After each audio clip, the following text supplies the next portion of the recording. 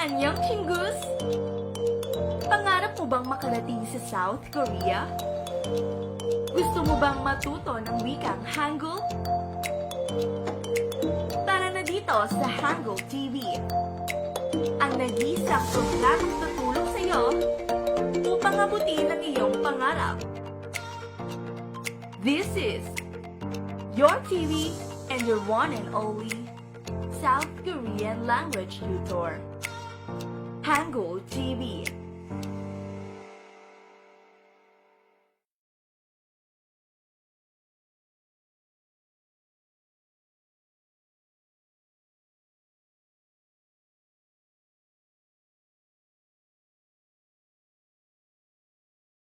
All right. So while we're still waiting for some to come inside our live stream, we would like to acknowledge those who are already here. So we're still waiting for our viewers to watch and join us with our program. And if you are already here, please do so. Comment down kung saan kayo nanonood ng ating programa so that we would recognize where you at. Okay? Just Yes, comment lang. good evening po sa ating viewers and we would like to apologize for the delay. And if you're here na po, just comment down below kung saan po kayo galing so that we can check and see if we can start already. And also, chika ko lang, we received almost 400 responses for this pilot episode of Hangul TV. So I think excited ang ating viewers na matuto ngayong gabi. Tama ba? Exciting. Tamang-tama, Thea. Very exciting na maraming mga interested chingus ang gustong matuto ng Hangul for free. So, and by the way, please also do like our Facebook page, pinoysol.com. Pinoysol is the sole admin of this EPS topic page we are in. So, kung gusto nyong malaman at makareceive ng notification about Pinoy Korean community and post, again, please like our pinoysol.com Facebook page. Ayun. So, again, please comment down kung saan kayo galing or saan kayo nanonood ng ating programa so that we can recognize you sa program natin. And I do see that there's one. She is Hazel David Balite from the province of Isabela. Hi, Hazel. Hello there. Hope you're doing good. Ayan, good evening po, Miss Hazel, all the way from Isabela.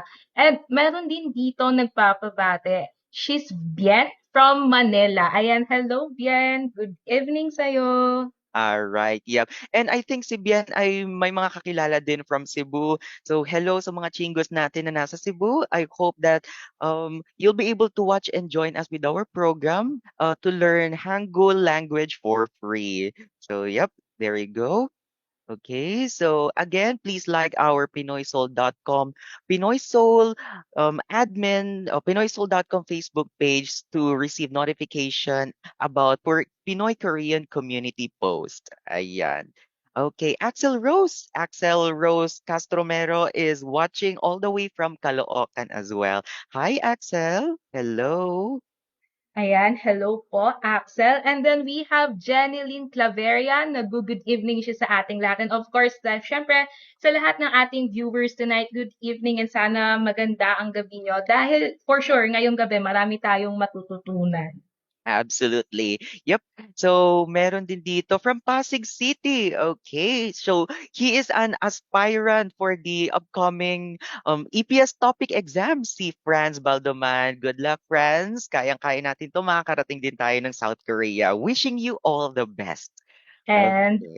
yes, tama, nasa tamang lugar siya dahil dito sa ating show, we will be helping and of course acknowledging our viewers and chingus na gustong makapunta sa South Korea. And then, okay, batiin ko lang din si Chel from Malvar, Batangas. Ayan, nakakatuwa no kasi all over the Philippines ang ating viewers and kitang-kita natin yung willingness nila to join and to learn dito sa ating program. Tama ba, partner? Yes, tamang-tama at nami-miss ko. Speaking of Batangas, na-miss ko yung Lomi diyan. So, hello there, Shell from Malvar, Batangas. And ito pa, hindi lang nasa Pilipinas ang mga viewers natin. Meron din from Pyeongtaek, South Korea, from Alwin Barandino. Hi, Alwin. Hello there, South Korea. Thank you for watching with us and continue inspiring our aspirant na gustong makarating rin ng South Korea. Hello there. And also, partner, we also see Lindsay Escudero from Calamba, Laguna. Hello there, Lindsay. Hello. Oh, nakakatuwa naman. We have a viewer from South Korea, ano. So, Oo. talagang hindi lang pala sa Pilipinas nakakaabot. Talagang napakalaki ng sakop nitong community na tong EPS Topic Korea, ano. Mhm. And, ayan, Yep, pasok I na po kayo. We agree. have 22 viewers right now. Uh-huh. Okay, yep. So we'll just wait for you to comment down kung saan kayo galing so that before we start our program. Okay, there you go. All right.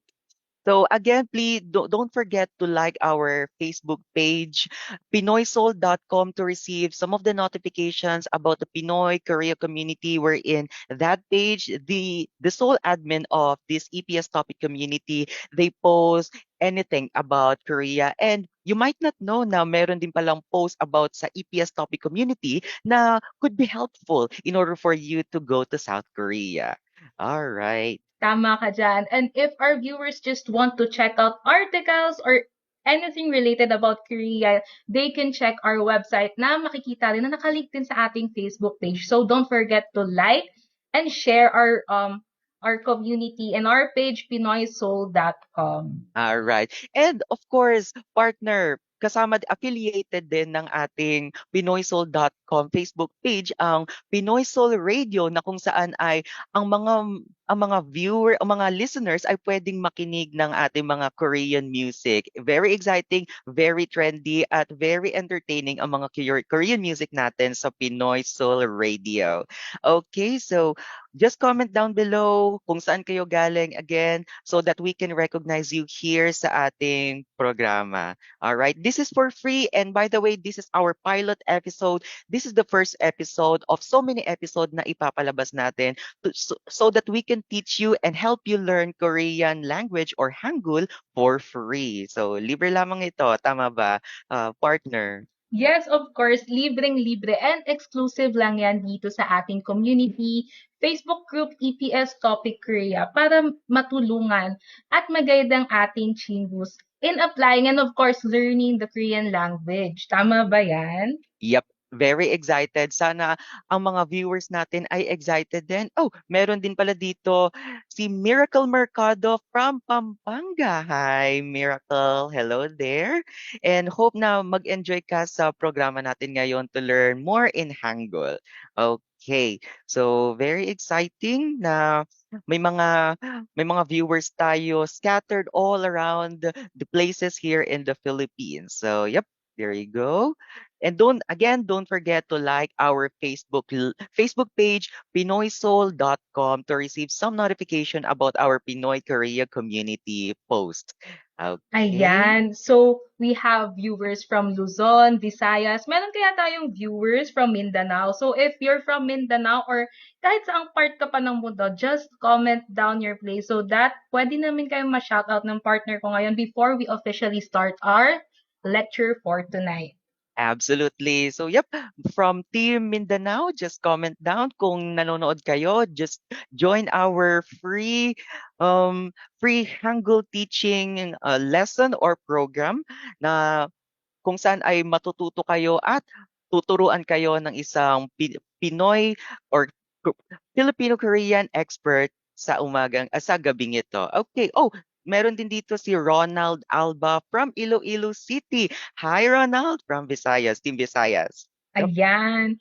Sino kaya ang mas madami? Team Luzon, Visayas, or Mindanao? Pero alam mo ba, kahit saang parte ng Pilipinas pa yan, we all know these viewers and our viewers, our chingus, have one goal at iyan ay ang makapunta sa South Korea. Kaya naman nandito ang pinoysoul.com. Kaya huwag niyo kalimutang to like and share and subscribe to our Facebook page dahil nandito kami to give you and guide you sa pagpunta sa South Korea with our free program. tonight. Absolutely. Very exciting. At sana ay makarating din tayo ng South Korea because we know South Korea is a very trending country around the world and marami ang gustong makapunta sa South Korea. So, yep. Oh, meron din dito si Je Ocampo from Tarlac. Hi, Je. Hello. Hope you're doing good Yan. tonight. Okay, there you go. So, okay, so medyo marami-rami na din tayo dito ngayon. So I guess, I believe we can start na ngayon, partner. What do you think? I think na-shout out na kapag attendance check na rin tayo all over from the Philippines and syempre meron 'di ba taga South Korea. So I think we're all set and we're all ready na i-share ang ating program sa ating Chingus today. All right. Yep, absolutely. And in case na you were not able to be available or mapanood ito ng live, this will be available in order for you to watch it free dito lamang sa EPS Topic Community. And don't forget to like, share, and subscribe in our Facebook page, the pinoysol.com. So I believe without any further ado, we can now formally start our program. So, anyong magandang gabi sa lahat ng nakatutok sa ating programa mula sa EPS Topic Korea Community.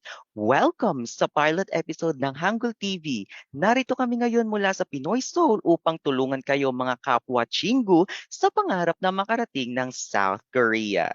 Tamang-tama ka dyan, Chingu, dito sa Hangul TV. Sasamahan at tutulungan namin kayong matuto ng lengguaheng Hangul.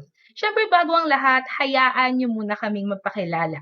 Ako si Thea at syempre ang katukayo kong si Lemon ang makakasama niyo ngayong gabi. Tama ka dyan. And speaking of which, Thea, may tanong ako sa iyo. Ikaw ba, familiar ka ba sa wikang Hangul?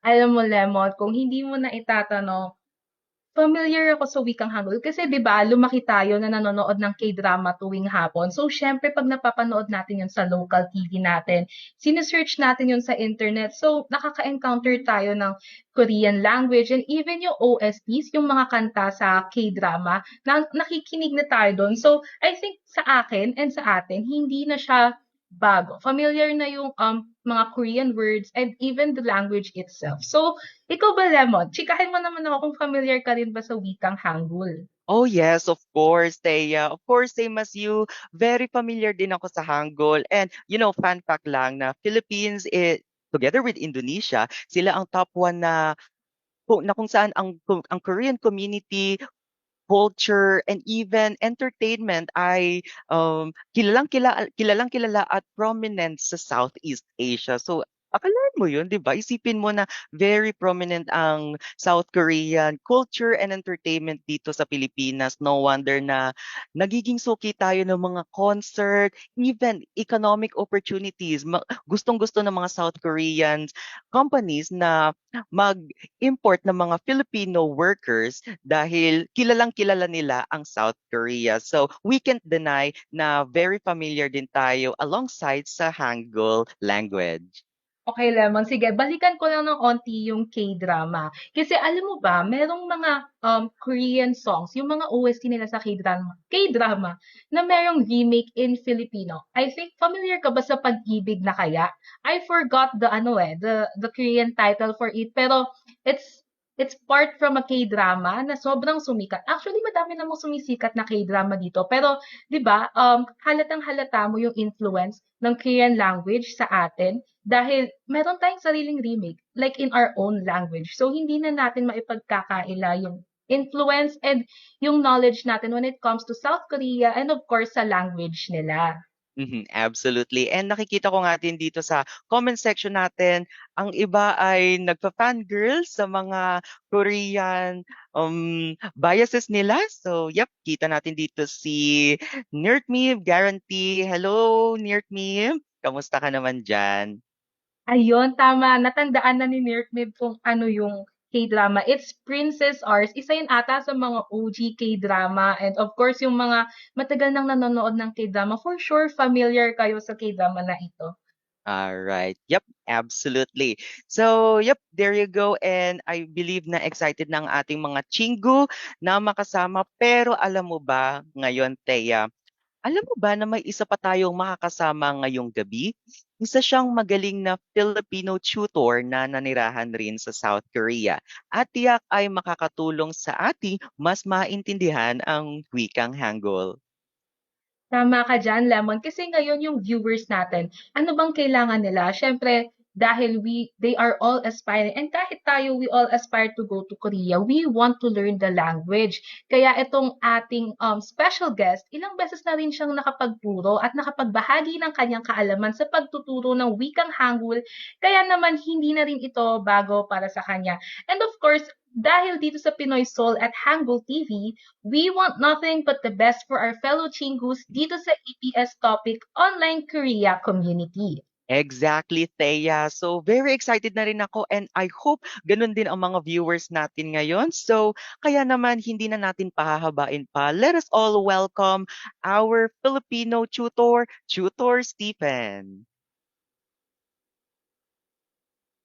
Hi guys, 안녕하세요. 저는 필리핀 만달루용에서 온 다니엘이라고 합니다. 여기 초대해 주셔서 감사합니다. It's a privilege to be invited here on Hangul TV. Thank you very much to PinoySoul.com, especially to Mr. Nash Ang and to Thea and Lemon and the whole group, the whole team. Thank you for inviting me. And yeah, so tonight, I will be sharing with you what is Korea as a foreign language. But before that, let me introduce myself first. Ako po si Daniel Stephen, and I think I've been teaching Korean language as a foreign language, basic Korean language for almost 9 years, 8 years, I think, since 2013. So as soon as I graduated Asian Studies in major in Korea Studies in Antipolo, shout out to my college, it's Philippine International College. To every one of you who wanted to, study Korean Studies or Asian Studies, this is a bachelor's degree. You can try searching for my former school. It's called Philippine International College. It's a Christian school located in Antipolo, so that's where I graduated. And I was lucky enough to be in what do you call this, absorbed by my school to teach in the college. So I teach basic Korean language, Korean practicum in the college to first year, second year, third year college. And I also teach Korean language or EPS TOPIC exam to aspiring Filipinos who wanted to, work in South Korea in the manufacturing industry. So right now, medyo kilala or trending ngayon ang EPS TOPIC because of, maraming aspiring Filipinos na gustong magtrabaho sa South Korea. And one of the easiest ways to work in South Korea is to work in the manufacturing sector. And that is called the EPS TOPIC exam or the Employment Permit System exam. It's a government-to-government project. So wala tong dadaanan na agency in order for you to work in South Korea. So all you need to do is to, pass the Korean language exam. And I think it's a basic Korean language exam. And that's it.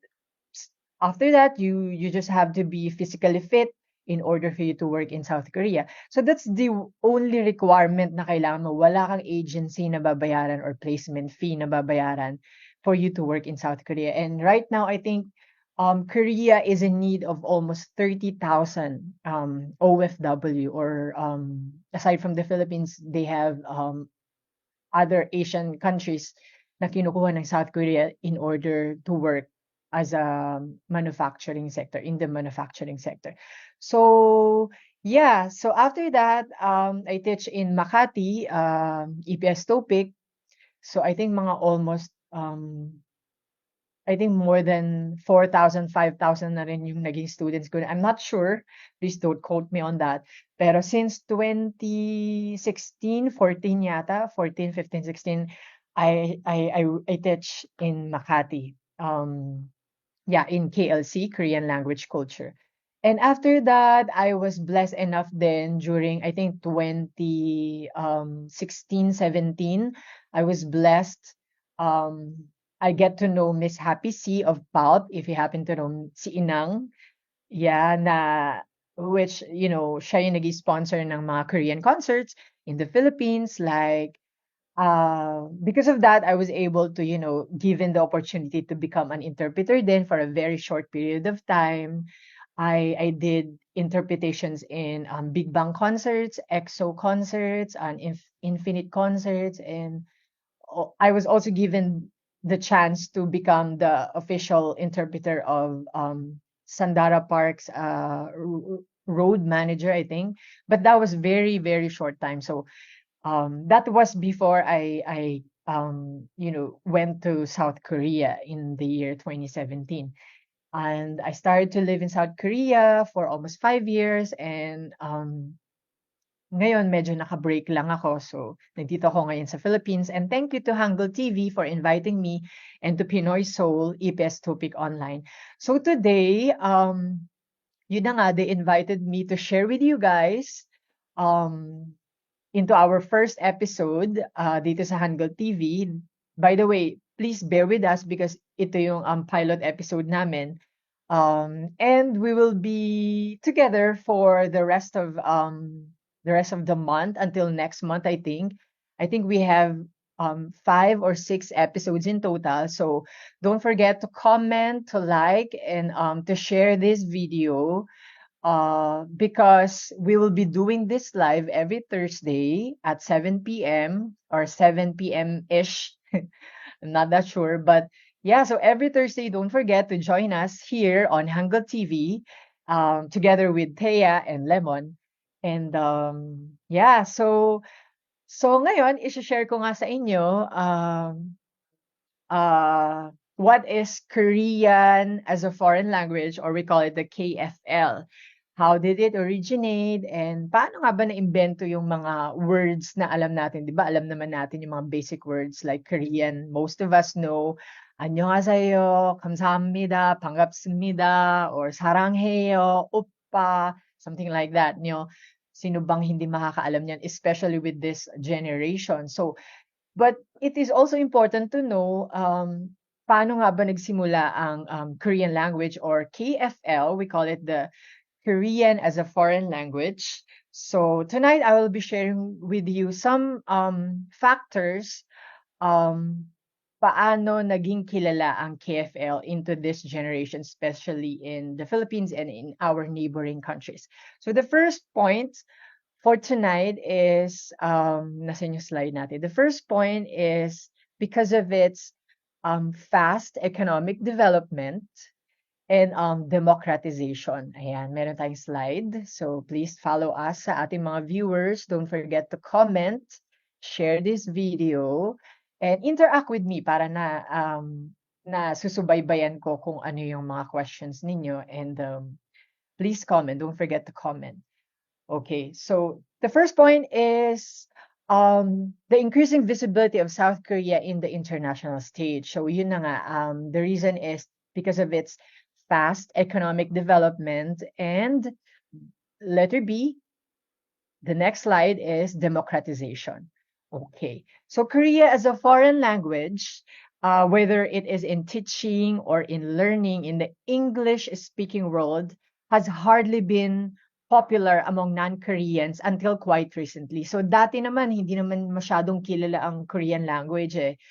Diba, during 2000s, ang alam lang natin sa ating educational system, ang included lang sa ating educational system sa Philippines is just Mandarin language, German language, and of course, English language, we have that. Pero wala naman talagang Korean language, or wala namang course na Korean studies, di ba? Wala tayong kilala na school or university na nag-o-offer ng Korean studies until quite recently. So ano nga ba yung reason bakit biglang nauso ang Korean or Korean language, or Hangul as we call it? Hangul, when you say Hangul, it is called the Korean language. No? So bakit nga ba ito nauso until quite recently? So also, the number of KFL learners has started to go rapidly. Biglang dumami nga yung nagkaroon ng interest sa pag-aaral ng Korean language, or Korean itself, in the latter years for various reasons. So, number one, I will be sharing with you is because of its yun nga, fast economic development. Next slide tayo. Next slide. So Korea became, bakit natin tinawag na fast economic development? Because I think more than 50 years ago, during 1950, no, Korea was one of the poorest countries in the world. As in sila yung I think 'di ba there was this time wherein mas mayaman ng Philippines sa South Korea because there was this time na parang tinulungan ng ng Philippine government ang South Korea during their war. It's called the Korean War. It happened in 1950, June 25, 1950, the Korean War. It was because of North Korea invaded South Korea. So yan, kilala yan. Every Korean, they know the word June 25, 1950 or mas kilala ito sa word na Yu-Gi-Oh. So when you say Yu-Gi-Oh, yuk kasi in Korean is 6. So that translated into parang June 6, yuk. And June 25 yung war, di ba? And the word 25 in Korean, when you say 2 and 5, it's E, 2, and 5 is O. So 6, 2, 5. Parang ganon. June 25, 6 to 5. When you say it in Korean, they call it Yu-Gi-Oh. So Yu-Gi-Oh, Yuk is 6, E is 2, and 5 is O. That translated into the Korean War happened in 1950. So that was June 25, 1950, or Koreans call it the Yu-Gi-Oh. Okay.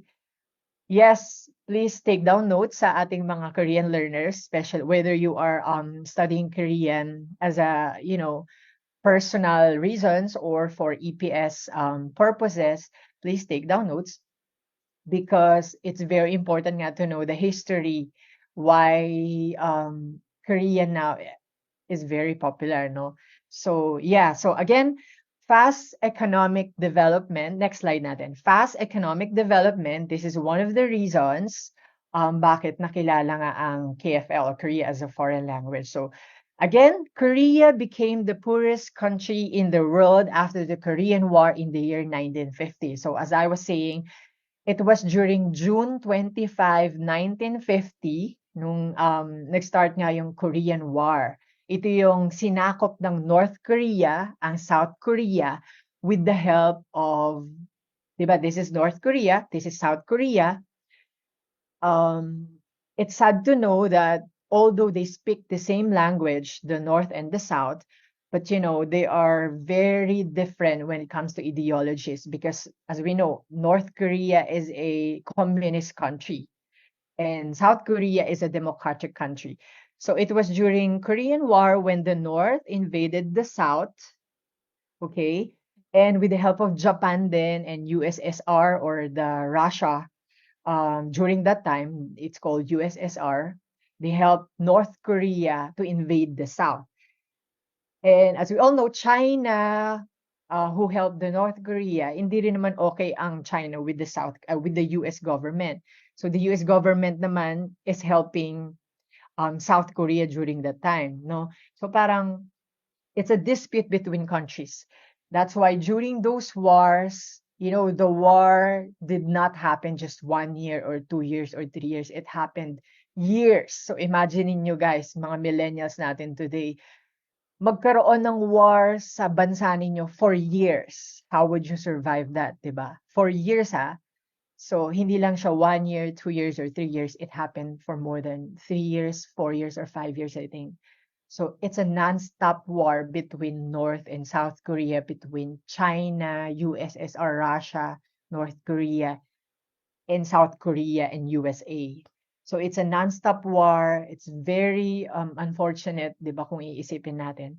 So during that time, Korea, of course, sino ba namang magiging progressive during the war, di ba? So they became the poorest country during that time.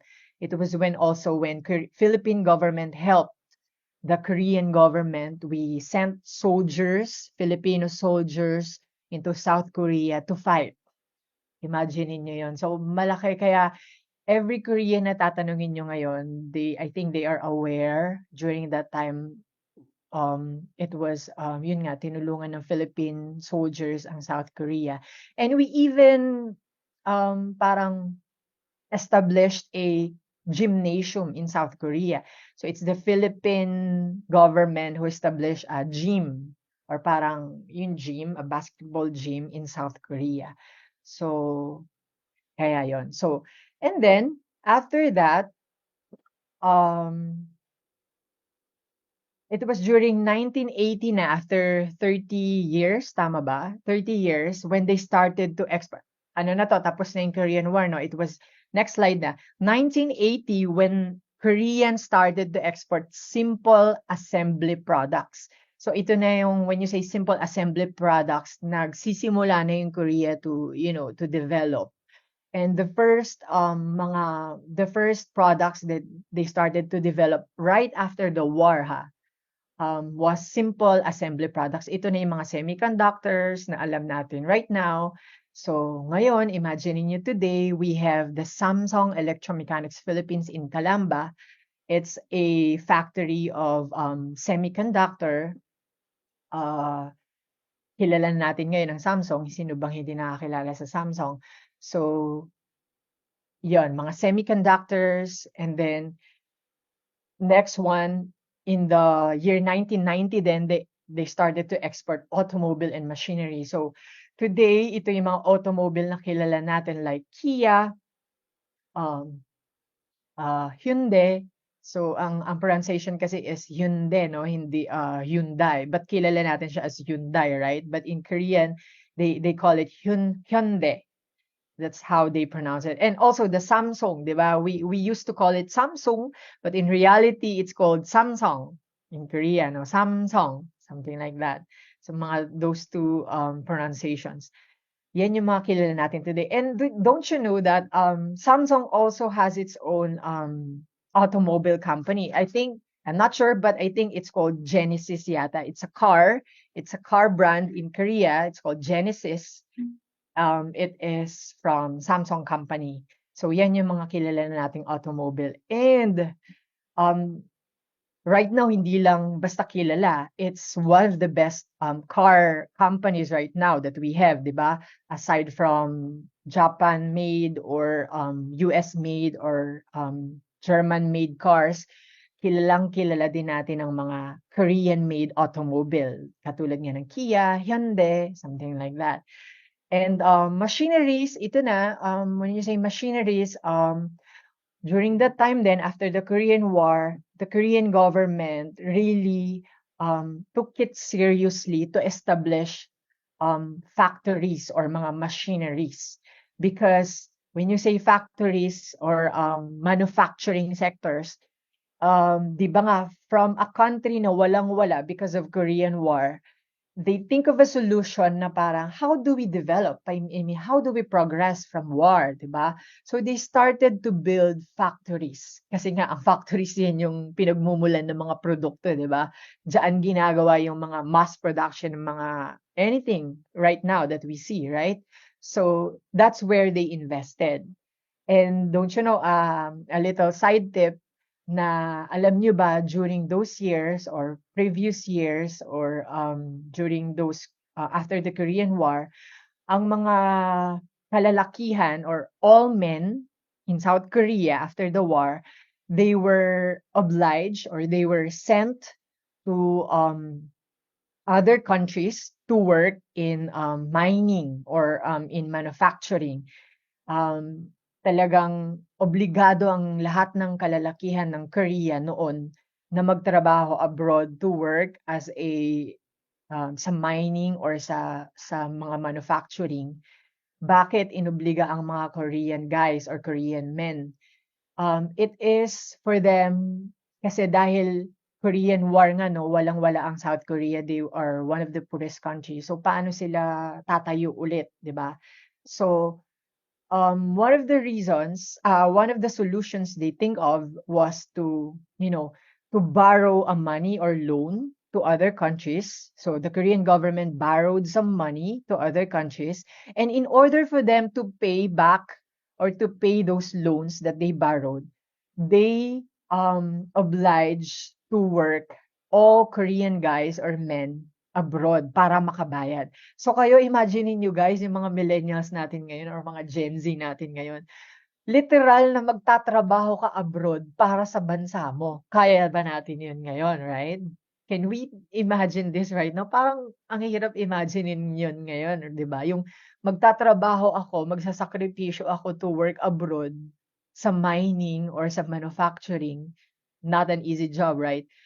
Para sa bansa, for my own country, para makatulong, makabayad sa inutang ng bansa ko para maging develop kami ulit after the Korean War, right?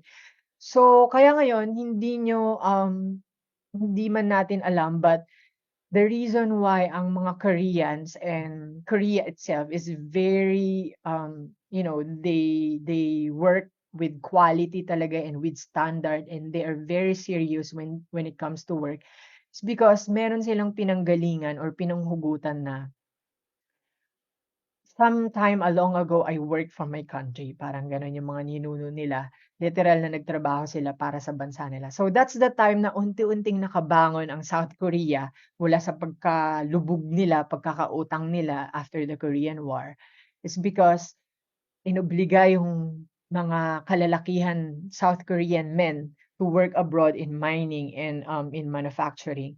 And then part of the money was given to the country nga para makabayad sa utang yan. So it was during 1980 when they started to export simple assembling products. 1990, after 10 years, just 1 decade, after the assembly products, just 1 decade, nag-level up na sila into automobile and machinery.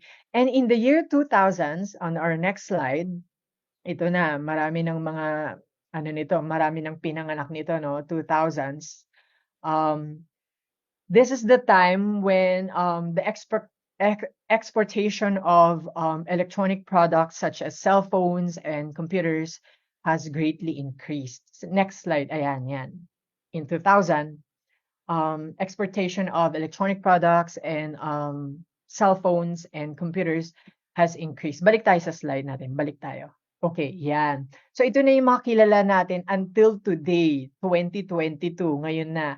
Ito na yung mga cell phones and computers and electronic products such as, can you give one example of Korean cell phone products or computers na kilala natin ngayon? Can you please comment down below? So, sino ba namang di nakakilala sa cellphone na Samsung, right? We call it Samsung, di ba? But it's called Samsung.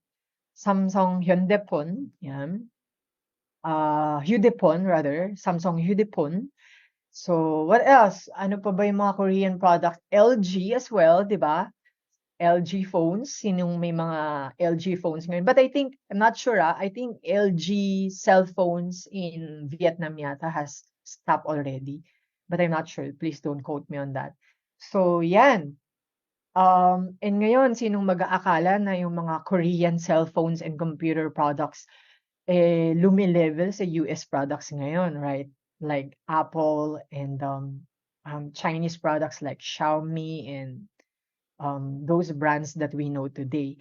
So, imagine niyo yung sakripisyong ginawa ng South Korea from the war until just decades after, 1 decade after another decade, they started to rebuild and develop, di ba? And in the year 2000s nga, 2000s pala nag-start yung exportation nila. Exportation, ibig sabihin, nilalabas nila abroad internationally yung mga electronic products nila such as cell phones and computers that we know until today. So next slide tayo. Okay. So that's one reason the increasing this is another reason the increasing visibility of South Korea in international stage. Ito na nga. After year 2000, 2010s, 2020s nga, ito na yung nakilala na yung Korea, mas nakikilala na ang bansang South Korea, even abroad, even in the US right now, di ba? International stage It's because of those reasons, kasi kilala na yung mga produkto ng South Korea. And what's good thing about South Korea is, I've met a lot of Koreans, and when I ask them, bakit, how did the country South Korea, expanded this much bakit parang every Koreans around the world, whether you meet Koreans in the Philippines or you meet Koreans in the US or you meet Koreans in the Europe, every Koreans around the world, they, you know, they always, how do you say that? Lagi nilang tinatangkilik yung sarili nilang produkto.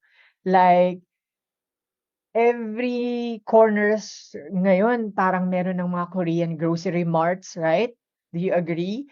Meron ng mga Korean K-pop merchandise every country ngayon. So parang um dati when I was in Korea during 2017, um when I was in Korea during 2017, parang uso pa yung bibilin ko yung produkto ng Korea, from Korea, kasi nasa Korea ako during that time. Tapos ipapadala ko siya sa Philippines. Like, you know, the simple Korean ramyeon. Do you know the Korean noodles, the ramyeon? Binibili ko pa yun sa South Korea. Tapos ipapadala ko to my family here in the Philippines. Pero ngayon, what I did recently is whenever I go back home from Korea, hindi na ako bumibili ng mga Korean products like Korean noodles or sabihin na lang natin kimchi, di ba? Hindi ko na kailangan bilhin pa sa South Korea tapos isasama ko sa luggage ko or sa balikbayan box ko to the Philippines. Grocery marts are everywhere ngayon. And every Koreans you see in each country, whenever you ask them, ang maganda sa kanila is lagi talaga nilang tinatangkilik yung sarili nilang produkto. Like, they eat their own brand, they use their own brand, and that's one good thing about them, no? Kaya naman, patuloy yung pag-increase ng pagkilala sa South Korea even in international stage. So that's another reason. And next slide, another reason because of that is this is one good reason, no? The continuing support of the government when it comes to the expansion of the Korean Studies program abroad. Just like in the Philippines, dito sa Philippines, we have the Korean Cultural Center, or we call it KCC. Sino yung mga nakakaalam sa inyo ng KCC or Korean Cultural Center in Taguig, in BGC? I'm not sure kung nasa Taguig ba sila. So this center, Korean Cultural Center or KCC in the Philippines, it is supported by the government. So para siyang embassy, 'di ba? Para siyang embassy ng Korean language sa iba't ibang bansa.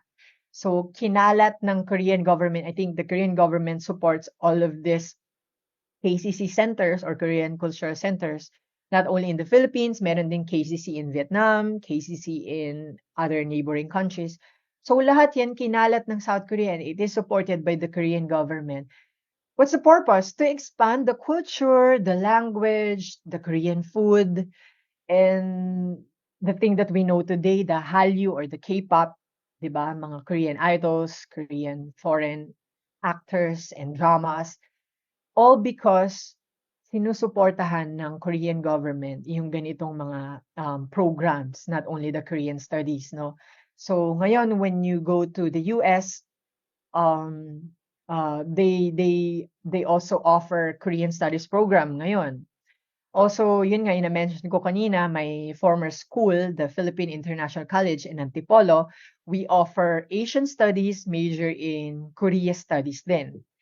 So all of this is because of, these factors. So another is, next slide tayo. Another is the growing importance of North Korean issues in contemporary global political affairs. Ito na nga yung the issues between the dispute between the North Korea and the South Korea, and until today hindi pa rin fully resolved tong problem na to because hindi natin mabasa ang pag-iisip ng North Korea. It's still a communist country and South Korea is still a democratic country, and although they speak the same language, but you know, they believe in different ideology until today, no? So, but gradually, di ba, during Trump, the US President Trump, they got to meet si Kim Jong-un, the leader of the North Korea. So it's one of the, gateway na rin to change this on contemporary global political affairs. And so that's one reason. And the next and the most famous reason is bakit nga ba kilala ang KFL or Korea as a foreign language, especially in the Philippines, is because of the Hallyu. So in Korea, next slide tayo. Hallyu or what we call the Korean cultural wave. So kasama na dito yung when you say Korean wave, kasama na dito yung Korean drama, Korean K-pop, Korean music, Korean food, Korean culture, lahat ng may K, yan na yun. So, di ba, until K-pop actors, actresses, yan, makilala natin. And the BTS, all of those idols, it's because of Hallyu, or we call it the Korean wave. Yan. So, di ba, undeniably naman na it's a phenomenal and beyond popular culture that revolutionizes, globally, including the Philippine archipelago. Very famous ang Korean wave or we call it the Hallyu. Even in the US na nga ngayon di ba? As in, hindi mo na talaga maisip yung kasikatan ng Korean ngayon. Not only in the Philippines but also in the US and Europe. So, imagine from being the poorest country up to what they are today. So, and with a short period of time, parang from decades lang, gradual yung change ng government nila, ay ng development nila and yung progression nila. Tayo ba 1 decade ago, parang 10 years ago, meron ba nagbago sa Philippines, sa bansa natin? So, that's one of the important reasons na parang kailangan nating isipin when it comes to, going back to our roots. So, okay. So that's it. So that's first part of our program. I hope guys that you guys learned some lessons or histories about the Korean as a foreign language, or the what we call it the Korean language nga today, or the Hangul. So that's a bit of the history. Marami pa yan, pero because we have just a short period of time, ito lang yung share natin. So I hope you guys still continue to watch us on our next episodes pa. This is just our part 1. We still have part 2. We will be doing it after the break. So I think Thea and Lemon will be explain you guys what would you guys expect on our part 2 of this program. So again, this is our pilot episode pa lang. So meron pa tayong episode 2 that will happen on the next few weeks. But I think every Thursday at 7 p.m. we will be doing this live. So sana po you watch us every Thursday. You get to comment and you get to share this video. Don't forget to like and share PinoySoul.com and EPS Topic Online. So, Thea and Lemon, thank you. All right. Thank you so much, Sir Stephen, for the very informative na first part ng ating topic lesson. And you know what? Alam mo, Thea, yung pinaka nagustuhan ko sa first lesson natin ay tungkol sa brief history ng Korea. Imagine yung pinagdaanan ng bansang South Korea until makarating sila sa kung saan sila ngayon. And look, they are now one of the, if not, they are now one of the richest countries from their humble beginnings. And I think maganda na alam natin yung history ng Korea and learning the language so that we could adapt kung paano ito gamitin at magsalita like a native Korean. Tama ba? Tama ka dyan, Lemon. Talagang informative ang ating first topic today. Lalo na yung hinimay-himay ni Tutor Stephen ang history ng South Korea and how they were able to move from being a poor country at napalago ang kanilang economy. And syempre kasi grabe rin yung effort and support na ginawa ng kanilang government para mo-sustain ang kanilang economy ngayon. Syempre partner, bago tayo bumalik sa susunod na part ng ating lesson, syempre may part 2 pa tayo, siguro magkaroon muna tayo ng break para ma-refresh ang mga utak natin. Ano sa tingin mo? Yes, partner, agree ako dyan.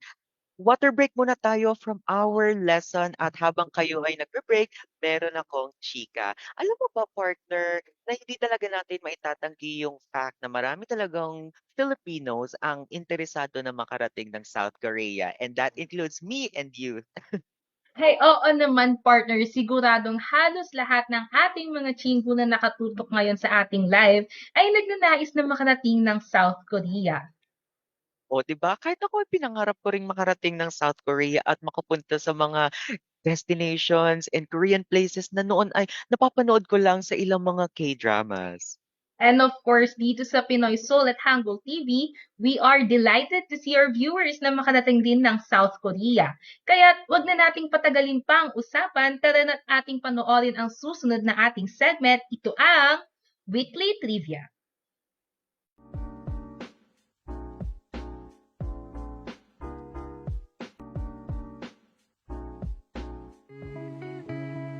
Hindi matatawaran ang sipag at tiyaga ng ating mga Pilipino.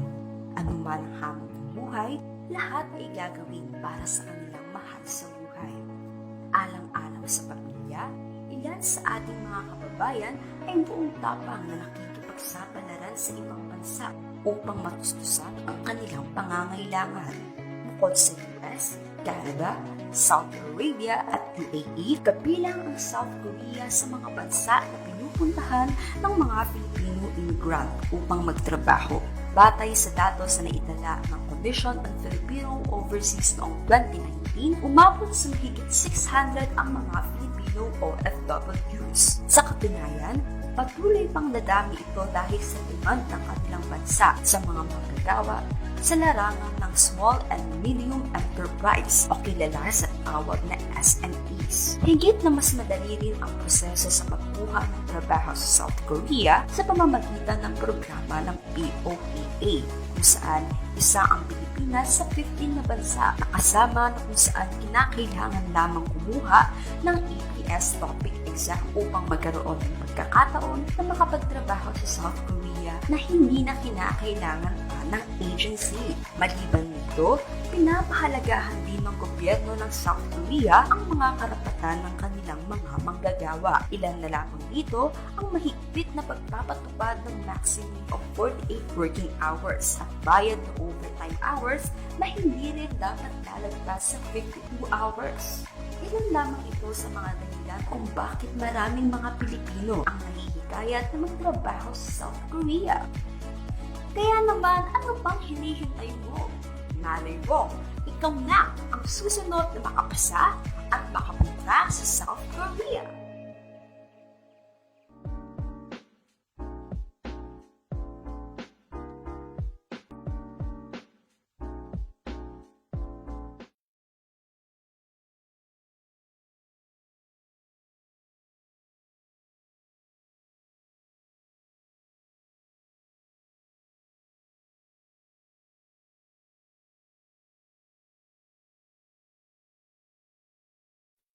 Okay, siguro naman ay nakapag-water break na after our first part of lesson ang mga kapwa natin Chingu. So we just want to see if nandiyan pa ang mga Chingus natin.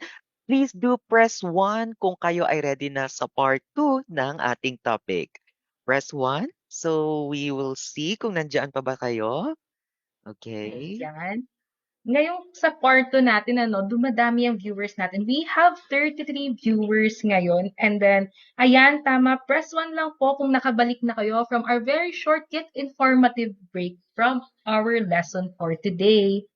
Ayan. Ayan. May mga nakikita ko na nandito pa rin, active pa rin. Nakita natin si Libby, si Stay Escudero, si Sofia, and si Nertmiv. Hello there, guys. At sana ay nakapag-water break kayo ng maayos because our next topic with Tutor Stephen will be one of the best ride na matututunan natin in order for us to learn the Hangul language. So, yep. There you go. And ayan, marami-rami na rin ang nakikita ko sa comment section. So I think mukhang ready na ang ating mga Chingu sa part 2 ng ating lesson. Ayan, hindi na namin patatagalin pa. Nandito na ulit si Tutor Stephen. Hi guys, welcome back. 안녕하세요, 여러분. 네, 'di ba? Ganun kabilis. So this time on our part 2 of our pilot episode today, I will be teaching you guys the vowels and the consonants. okay, of Korean language. So, vowels and consonants, any language meron naman yan. But the difference between Korean language is that ang Korean language kasi, it is a syllabic language. So when you say syllabic language, it is formed through syllables. So it's very unlikely with English na parang we form English words through letters, di ba? Letter D, letter A, how do you spell your name? Like me, Daniel, you just say Daniel, di ba? Letter D-A-N-I-E-L. But with Koreans, because it is a syllabic language, syllable. So, ang Daniel ba na word, ilang bang syllable yon? Parang when you, ilang bang syllable yon, Daniel? Parang Daniel or Daniel. It could be 2 or it could be 3, di ba? Daniel or Daniel. So from those syllables, doon mo hihimay-himayin yung Korean words. Like how would you spell it? So medyo yun yung mga difference ng Korean language and the English language. So tandaan nyo to guys, please take down notes. Korean language is a syllabic language. It is recognized as one of the most scientific and systematic writing system in the world. So remember guys, it is a syllabic language. So in order for you, this is very important, in order for you to form one syllable in Korean language, you need to combine the consonant and the vowel. Okay? Remember that, guys. Consonant and the vowel. Again, I will repeat. In order for you to create a syllable in Korean language, kasi nga, ang Korean language pala yung binabasa nating annyeonghaseyo, 감사합니다, 사랑해요. Paano yun na-form? Katulad nun, 사랑해요. Diba? It has 4 syllables. 사랑해요. Yung 감사합니다, how many syllables? Diba? 감사합니다. So it contains 5 syllables. The word 감사합니다. 감사합니다 consists of 5 syllables. So each syllable na yan, yung kam, sa, ham, nida, you have to combine the consonants and the vowels. Kapag consonant lang nasa syllable, ang isang syllable, kapag consonant lang, you cannot read Korean. Kapag vowel lang nasa isang syllable, you cannot read that word. So you need to combine the consonant and the vowel. That's very important. And right now, I will be introducing to you the moum, or we call it the vowel in Korean, or moum. So, nasan ba yung ating slide? Yan. Vowels. So, 10 basic vowels in Korean. So, pag sinabing 10 basic vowels, meron pa tayong combined vowels na tinatawag. But let's start off with the 10 basic. Okay, 10 basic vowels. So, on your screen, you see the first vowel, the first vowel we have is the A. So please take note of the writing system, no, the Korean writing system. I don't have any board right now, kaya hindi ko maisulat sa inyo. But on your screen, you see the vowel A. That's the first vowel in Korean. So tandaan nyo, di ba, parang sa English, we have the A-E-I-O-U vowels, right? In Korean, parang ang dami, no? 10 basic vowels. And these are just basic vowels, ha? Meron pa tayong, I think, 11 combined vowels. So total, Koreans have 21 vowels in total. Please take note of that. Koreans, they have 21 total vowels. Yung 21 total vowels na yun, nahati sa, number 1 is the 10 basic vowels. Yan ngayon. So on your screen, you see the 10 basic vowels. We have the vowel A. Susundan natin sa sound, ha? Ganyan ang sound niya. A. The next vowel is the ya. So parang nagdagdag lang kayo ng isang line, di ba? If you see on the right. A-ya. Magkasunod yan. A-ya. O, di ba? Medyo madali kasi di ba parang nagdadagdag lang kayo ng konting line tapos nadagdag na yung Y sound, right? So again, follow after me, ha? Mga audience natin, mga viewers natin. I'm teaching you guys the basic vowels in Korean. So the first one is A, vowel A. The next one is Ya. Diba? Madali lang. A, Ya. The next one is the, ano to, parang nakikita nyo on your screen, we have the EO or the UH. Paano ba tong EO na to? Does it mean parang when you see EO, parang yo? Parang ganun siya? No. You don't pronounce it as EO or yo. This one, guys, kaya merong open and close parenthesis na UH because it is pronounced as, this letter pronounced as O. Medyo mataas siya no, O. Diba? Parang how do you pronounce the UH? Parang diba, O. Yan. So we have the A, Ya, O. Something like that. And then magdadagdag lang kayo ng konting line. It will now pronounce as Yo. Yo. Okay. So sa mga nakakapanood sa akin on the screen, just follow my you know, the mouth kasi hindi ko may sulat eh. So it's like saying a, ya, o, yo. O, yo. Ganon siya ha. Medyo mataas ang pag-pronounce, hindi siya eo, eo kasi eo yan eh. So it's o, yo. O, yo. Yan. Next one is parang inverted T, di ba? Parang nakabaliktad na T. In Korean, this sound is called, this vowel is called O. Medyo buo siya, O. So we have A, Ya, O, Yo, O. And magdadagdag ka lang ng konting line, meron na tayong another vowel, it's called Yo. Yo. Medyo buo siya. Remember you guys? Yo. So we have the O, Yo. O, Yo. Yung kanina, pataas ang sound, O, Yo. O, Yo.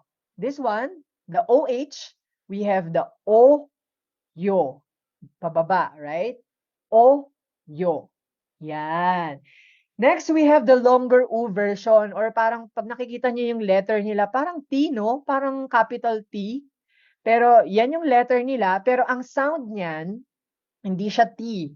It is a vowel and the sound that it produces is parang longer version. So paano siya bigkasin? U. U. Ganun yung letter na yan. It's called U. The vowel U. Okay, yun yung OOH. Pag titingnan niyo yung letter sa Korean, para siyang T, parang capital T. But the pronunciation is U. Longer version. U. So yung kanina, meron tayong O. O. Yo. Ito naman, longer version. U. U. And magdadagdag ka lang ng konting line again. Meron ka ng Y sound. So parang yun yung Y-O-U or U. U. Yan. And our second to the last vowels, we have the parang line lang na rest, di ba? We have the EU or how do we pronounce it? Very tricky tong vowel na to in Korean kasi maraming na mispronounce tong word na to. So this one, this letter is sound as, please follow after me, no? Di ko alam kung may ganitong letter sa Chinese, but how do you pronounce this? The EU, the flat line, it is pronounced as e. Okay, and then yung ating straight line naman, the last vowel, it is called as E. E or I, pero you don't pronounce it as I, ha? Because we're following the sound. It is sound as E. E. So again, from the top, we have the A, Ya, O, Yo, O, Yo, U, U, E. Yeah, and that concludes our 10 basic vowels. So, pag-iisipin natin, parang ang dami naman ng 10 sa English, A, E, I, O, U lang. Pero, if we think of it, parang medyo madali lang siya kasi nagdadagdag ka lang ng konting line. 'Di ba? Another vowel na siya. So, kailangan nyo lang kabisaduhin, guys, the basic vowels. Kasi, sabi ko nga sa inyo, hindi kayo makakabuo ng Korean letters or characters without using vowels and consonants in a syllable. So, that's how you create a sound is by combining the vowels and the consonants. And ito na nga, the basic vowels. Okay. So please don't forget to comment down your questions para I get to answer it right now. Our next slide is the next naman. So we're done with the basic vowels. Let's proceed to the 11 combined vowels naman. Ito medyo, kaya nga tinawag na combined, medyo confusing na yung letters niya. How you see it, parang, ay, paano na yun isulat? Parang hirap yata isulat niyan. So on the black part, yan yung mga Korean letters. On the red part, the red mark, the red letters, those are the pronunciation. So I can't teach you the writing system right now because I don't have a whiteboard or any materials with me. But on your screen, just follow with me the pronunciation, okay? So let's proceed with the 11 combined vowels or the ijungmom in Korean, okay? Ijungmom. All right. The first combined vowels we have is the parang AE. So, that letter na parang H, pag titignan nyo, para siyang capital H. Yun yung letter niya sa Korean. Pero, the sound it produces is, paano ba i-produce ang AE na yan? So, follow with me. It is pronounced as E. E. Kung naririnig nyo sa Korean drama yung Ega, something like that, Ega, that person, that guy, something like that. So that is from this word, no? E. So AE, it pronounced as E. Yan. The next one, tabi tayo on the right side, magdadagdag ka lang again ng maliit na line, no? Na iba na yung sound niya, nagkaroon na ng Y sound. So the next letter, combined vowel is ya. Ya. Yan. Ya. And the next one is, ito, medyo double-double na yung line natin. The sound is E. So yung, huwag kayong malilito between the first letter na AE, kasi yung AE sound as E. E. And the third letter, the EH, how do you pronounce it? E. Very simple, very short E. Okay, that's the difference between the two.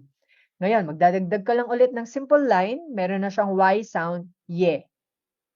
Ye. Ye. Yan, okay. I think parang, wait, hold on a second. The first letter is AE, that is E. The second letter you see on your screen is YA, right? I think medyo may typo error lang to. It is sound as YAE. It's supposed to sound as ye. Okay, so siguro nagkulang lang sa ating presentation sa type siguro, sa presentation na ginawa ko. Okay, there you go. Very, very good. Okay, that's it. So how do you, kasi nagdadagdag lang tayo ng Y sound eh. So dapat katunog pa rin niya yung unang sound, right? So the first combined vowel is E. The second one is ye. Nagdagdag lang ng Y. The third one is E. Very short. And the fourth one is ye. Very short. Nagdadagdag lang tayo ng Y sound. So again, 4 na combined vowel na agad yun, di ba? Konting line lang yung dinadagdag mo. Konting Y sound lang in front. Meron ka nang nabuo na 4 combined vowels. Ngayon punta tayo dun sa WA. Medyo risky and confusing yung letters niya. Kaya nga tinawag na combined vowel kasi pinag-mix yung dalawang magkaibang vowel, di ba? So, anong combined vowel yung pinag-mix dito sa letter na to?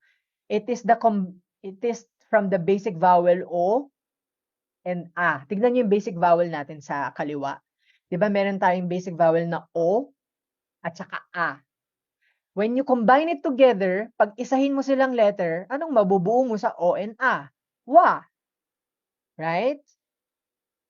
Okay. So, comment down below if you follow, ha? This combined vowel wa is from the basic vowel O and A. Kaya nga combined vowel, pinagsama nila sa isang letter lang yung O and A. They now created wa. Wa. Yan. O next dun tayo sa we. Ito yung madalas yung naririnig sa Korean drama, yung we gure, we. In English parang, why are you like that? We gure, we. Yan yun. That's the spelling. We. Okay, it is a combined vowel O and E. When you put them together, we. Yan yung W-A-E. We. Ayan. O, next combined vowel naman is called the, ito, marami kasing nalilito dito kasi parang katunog niya yung we. Okay? So, titignan niyo yung Korean letter, yung O-N-E, O-N-E. Saang basic vowel kaya siya nanggaling? Ano yung pinanggalingan niyang basic vowel para nabuo yung combined vowel na O-E na yan? Can you comment down below saang basic vowel nanggaling yung O-E na yan? Kasi nga, kaya nga combined vowel, di ba? Minix lang siya from the basic vowel. So, it is from the basic vowel, O, again, O, and then E. Di ba? The last basic vowel, the O, and then the E. So, when you put them together, medyo ang sound niya is we. We ang sound niya. Yung nakikita nyo ngayon on your screen, the O and E, O-E, how do you pronounce it? We. Okay? So, ngayon marami nagtatanong dito kasi medyo confusing tong, yes, that one. Medyo confusing tong combined vowel na O-E na to na we. Anong pinagkaiba niya, Sonsing Nim, sa we, yung W-A-E, yung katabi niya? Anong pinagkaiba niya? Kasi parang W-A-E, you pronounce it as we. And then this one, O-E, you pronounce it as we as well, we. So, kaya lang, mapapansin niyo parang shorter lang yung pag-pronounce sa O-E, no, we. Ganun lang siya. We. Okay? Oh, so the W-A-E pronounced a little bit longer like we. We. Okay, that one. We. We. And then the O-E naman, pronounced a little bit shorter, we. We. So bakit ganun sa Korean? Grabe, may pa-shorter and may pa-longer version, no? Pero magka-sound sila. Very confusing. Nakakalito po talaga yan as a basic learner, pero as time goes by, kapag na-encounter nyo na yung mga Korean word na may ganyang spelling, makikita ninyo na yung difference ng pronunciation niya. But yes, medyo magkatunog sila, pero magkaiba po ang meaning niya. At magkaibang letter yan, ha? Tandaan nyo, we're talking about vowels pa lang. Now, let's proceed to the vowel W-E-O. Yan. So, itong W-E-O na to, paano nga ba to i-pronounce? Ha? Saang basic vowel ba to nanggaling? So, tingin tayo ulit dun sa basic vowel. It is from the combination of the basic vowel, U, yung longer, yung O-O-H, U, okay, that one, U, and ano pa yung isang letter na kinombine niya? The O, or the UH, O. Okay, that one. So, pag pinagsama mo yung U at saka O, U, O, doon na buo yung combined vowel na W-E-O. So, paano nga ba to i-pronounce yung W-E-O sa combined vowel natin? So, when you combine it together, how do we pronounce it? Wo. Wo. Diba? From the basic vowel U at saka O, U, O, now you created wo. Wo. Wo. Yan. So again, how do you pronounce the W-E-O? Wo. Wo. Siguro ano bang nearest pronunciation ito sa English? I think the word walk, diba? The W-A-L-K, walk. Just remove the K, so you pronounce it as wo. Wo. Wo. Okay. Now, the next one is the W-E vowel. W-E. Okay, W-E. So, saan nga ba to galing na naman, di ba? Basic vowel U na naman siya. Basic vowel U. And then, combined vowel E. So, when you put them together, U and E, U and E, okay, what do we created? The W-E combined vowel nga. So, this is a shorter version lang din. So, how do we pronounce it? We. We. Para siyang uwe. Diba? The Tagalog word in Filipino na uwe. Pero, hindi mo i-pronounce na uwe. Dapat isang syllable lang siya. Like, we. We. Parang yun. We. We. Okay. Kasi isang syllable lang siya dapat, hindi siya dapat uwe. Uwe. Hindi siya dapat ganun. We. So again, what's the difference between W-E and then W-A-E. Kasi parang magkatunog sila, 선생님. Diba? The W-E, yan. And then yung nasa taas niya, W-A-E. Yung nasa W-A-E po, how do we pronounce it? We. We. We. Medyo mahaba. Tapos nanggagaling yung initial sound ng bibig nyo sa O. Diba? O kasi yan eh. We. We. Pero itong W-E, nanggagaling siya sa yung initial sound ng bibig nyo is U. Parang we. Ganun siya. Okay? Now, next vowel is the W-I. Ito, very simple. Kayang-kaya nating banggitin to lahat. So, this is from a combination of U and E. Yung sa basic vowel natin, di ba? We have the U, yung longer U, O-O-H. And then yung last vowel natin na E or W-E, E-E. So, pag pinagsama nyo yung U and E, what do we create? The sound W-I. So, that is we in Korean. How do we pronounce it? We. We. Di ba pag excited ka? We! Yay! Ganun. The sound we. Yan pala yung letter na yon in Korean, ha? It is a combined vowel. We. Yes. There you go. W-I. How do we pronounce it? We. Or pwede nyo nga rin yan i-spell na W-E-E. Di ba? Pwede rin ganun eh. Kasi sound yung kailangan nating matutunan eh. We. Yan. Okay. Now, the last combined vowel is the E-U-I. Okay. E-U-I. So, again, this is from the combination of the two basic vowels. Ano yung last two basic vowel natin? The and the E. E, yes. E. When you put them together, anong sound yung na-produce? Yun yung combined vowel natin. Uy. How do we pronounce it? Uy.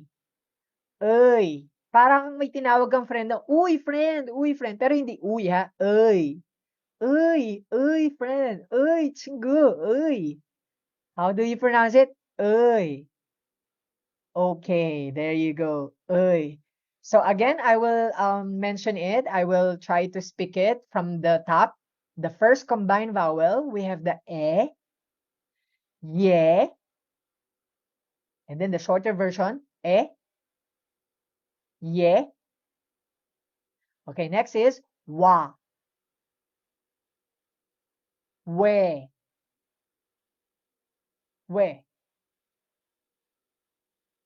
And then sa baba, W-E-O, wo. Next one, W-E, how do you pronounce it? We. Parang uwe, di ba? We. The next one, W-I, we. Okay, and the last vowel, combined vowel, is the uy. Okay, babasahin ko po ulit ha, sunod-sunod ha. E, ye, wa, we, wo, we, uy. Okay. So that concludes our 10 basic vowel and 11 combined vowels in Korean. Medyo mahirap as a basic learner kapag first time niyo pong na-encounter ang Korean letters. Medyo mahirap siya, but as time goes by, makakasanay niya. All you have to do is to memorize the character. Ano ba yung itsura ng Korean character? And then memorize the sound. Okay, always recite this in the morning, in the evening, whenever you have free time. You have to memorize the sound. Because this is the only way to create, Korean characters. Okay? So ngayon tapos na tayo sa vowel. Pero hindi mo pa mabubuo ang Korean word, ang syllabic word na Korean, without the consonant. Diba? Okay. So, dire-diretso na ba natin to? Thea and Lemon, dire-diretso na natin, no? Okay. Alright.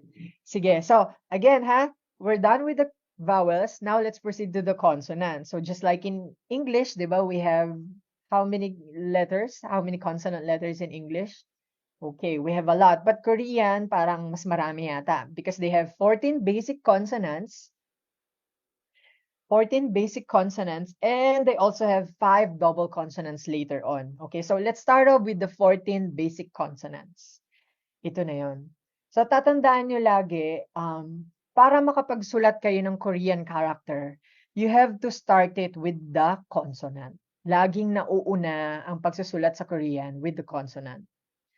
And then, next to it is the vowel. So, importante itong pag-aaralan nating 14 basic consonants kasi ito yung first letter when you write a Korean. Okay? Consonant muna bago ang vowel. Ngayon, when you put them together, consonant and vowel, that's how you can create a sound in Korean. A syllable. Okay. So, the 14 basic consonants starts off with the letter K. Ang hirap naman ito ituro kasi nga wala akong board, no? The letter K, G/K. So, paano ba yan? So, sa Korean kasi medyo tricky or medyo magkadikit yung sound nila ng K at G. No? Parang yung kamsahamnida. Saan ba yung nag-i-start? Sa parang letter K, di ba? Kam, di ba? The word kamsahamnida start off with the letter K. Kam. So, yan yung letter na yon. Okay, in Korean. The consonant letter K or G. Okay? So sometimes, depende kasi may pag sa Seoul standard pronunciation kasi sometimes the word is K, but with the Busan standard dialect, medyo minsan sound as G sila. So sometimes you will encounter Korean pronounce it more of a K than more of a G. Ganun siya. Now, ano yung /K naman? Di ba kasi nakalagay K, G, and then /K. Yung ibig sabihin po nung /K na yon, ibig sabihin, itong letter na to, K ang sound niya sa baba. So sa Koreans kasi dahil syllable kasi, di ba? Syllable yung paggawa ng letter. Meron tayong sinasabi sa Korean na initial letter, yun yung first letter, and then meron din kasing batchim na tinatawag. Can we say together? Batchim. So, what is batchim? The word batchim in Korean, or patchim, some call it patchim. The word patchim in Korean, ito yung mga consonant letter sa baba. So, pag nakakita kayo ng consonant letter sa ilalim or sa baba nakasulat, nasa ilalim na part siya ng syllable or sa baba na consonant, ang tawag doon is batchim or consonant letter sa baba. So, itong letter na to, pag nakita nyo siya sa ilalim, sa baba nga, ang sound niya is K. Okay? So, K siya. Sa baba. So, tandaan nyo ha, sabi ko kanina, di ba, in order for you to write a Korean, you have to start off with the consonant. Ito yung nakikita nyo sa screen ngayon. Yan ang mga initial letters sa Korean, the basic consonants. So, initial letter yan. Pero sometimes kasi, ang consonant din ay ginagamit siya sa baba. Yun nga yung sinasabi kong batchim or patchim. Ginagamit siya sa ilalim. So, pag ang letter, ang consonant na to, nakita nyo sa ilalim, ito yung sound niya. K/K. Okay? Pero pag nasa initial sound siya, minsan K siya, minsan G. Yun yun. Okay? Alright, so, remember the letter in Korean. Hindi ko kasi masulat sa inyo paano siya isulat, but that letter, the black one, yan yung letter K or G sa Korean. Yes, that one. Okay, next letter tayo sa baba, the letter N. Ito pala itsura ng letter N sa Korean, no? Sa atin parang capital L. Tama? Di ba parang capital L sa atin yan? Sa Korean pala, N yan. N yung sound na yan. Okay? So, initially, makikita nyo, isang letter lang naman siya sa screen. Ibig sabihin, whether nasa initial sound siya, N ang sound niya. Or whether nasa batchim siya or sa baba, N pa rin ang sound niya. Okay? So that is the letter N. Or in Korean, the letter is called Niyeon. Mahirap kasing ibanggit sa inyo ngayon nang hindi ko sinusulat. But the letter N in Korean is called Niyeon. Niyeon. Okay? Next one is the letter D/T. Yan. So again na naman parang pagtitignan nyo, parang letter C to sa atin ha, parang letter C. Pero sa Korean pala, ang sound niyang letter na yan is D or T. So bakit na naman, may question kayo, bakit dalawa sir? Bakit letter D and T? So ibig sabihin po, the letter is sound as D kapag initial siya, sa umpisa siya ginagamit, pero T naman ang sound niya kapag batchim siya or sa ilalim siya ginagamit. So pag nakita niyo yung consonant sa ilalim, T pala ang sound niya. Pero pag nasa umpisahan niyang letter na yan, D ang sound niya. Okay? So D pag sa umpisa, initial sound, and sometimes T naman siya, letter T siya sa batchim or sa ilalim. Okay. So remember the letter in Korean. That is called letter digut. Digut. Okay. Next is the R and L. So, ganun pa rin. Yan pala yung letter R sa Korean pag nasa umpisahan at L naman siya pag nasa ilalim. So, kaya, di ba, most of Korean, especially if you know Ryan Bang, di ba, na mix them together yung letter R and L, nabubulol sila. Bakit nga ba ganun ang Korean? Parang bulol sila sa...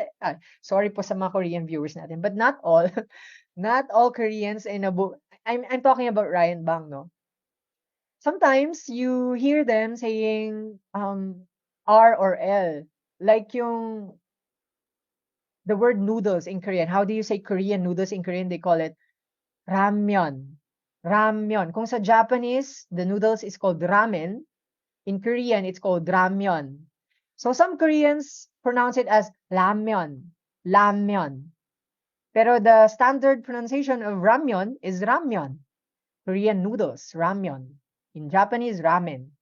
Okay, so sometimes you will encounter Koreans, they pronounce it as ramyeon. Ramyeon instead of ramyeon.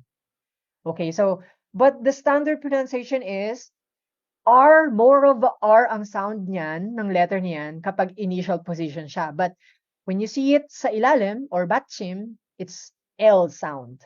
Walang question yon. It is L on the batchim or sa ilalim.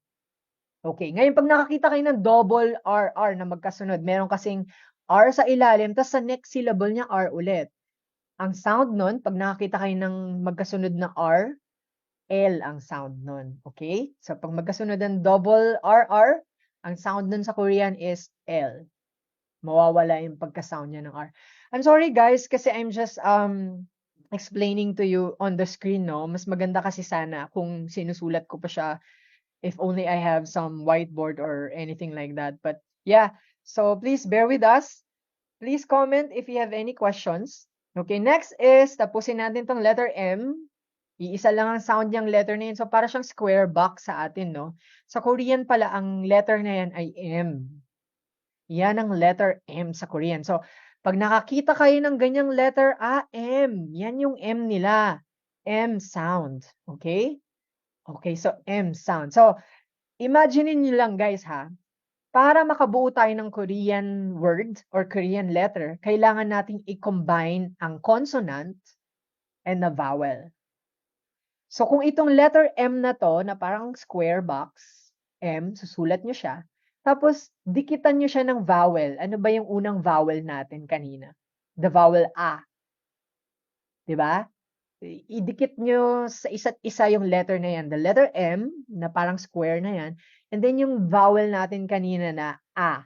What sound do you produce? M at saka A. The consonant M at saka A, pag kinumbine nyo sila, dinikit nyo sila together, we can produce a sound ma, right? Ma. Ma. Hindi kasi ako makapagsulat ngayon, but ma. Okay, so that's how you create a sound or a letter or a word in Korean. Okay, very good, Thea Marie. Ma. You pronounce it ma. So the only way you can write a Korean is by combining consonant and vowel.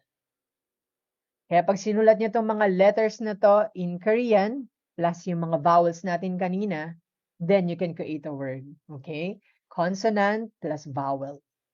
Okay, now let's proceed with the next letter natin, the B and the P. Nakakasunod pa ba ang ating mga viewers? The B and the P. So bakit na naman may slash na ganyan? Ibig sabihin, pag sa initial sound siya, it's more of a B. B sound. Okay, B.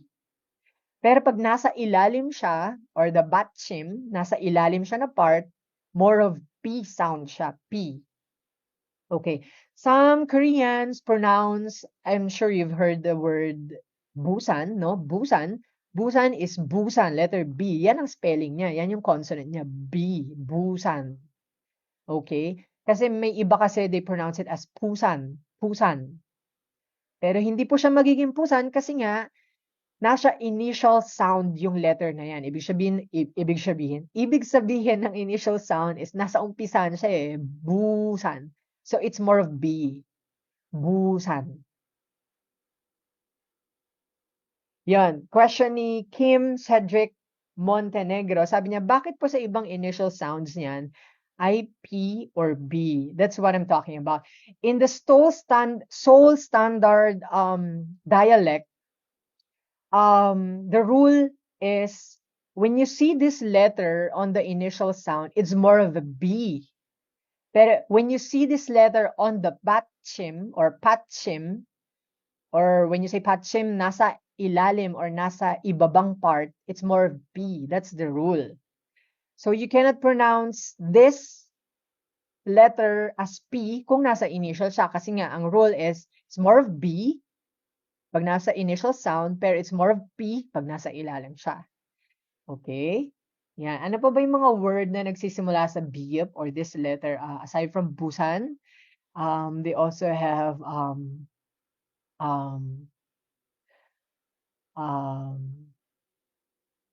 okay. What else? Okay. Aside from Busan, they also have parang kasi later on, I will be introducing to you double consonants naman. Meron pa kasi tayong mga double consonants. Yun yung P talaga. Okay? So, mamaya, explain natin yung double consonant. But this one is a basic consonant B. Or, the letter is B-yup. They call it B-yup. That letter is called B-yup. Yeah, the bibimbap.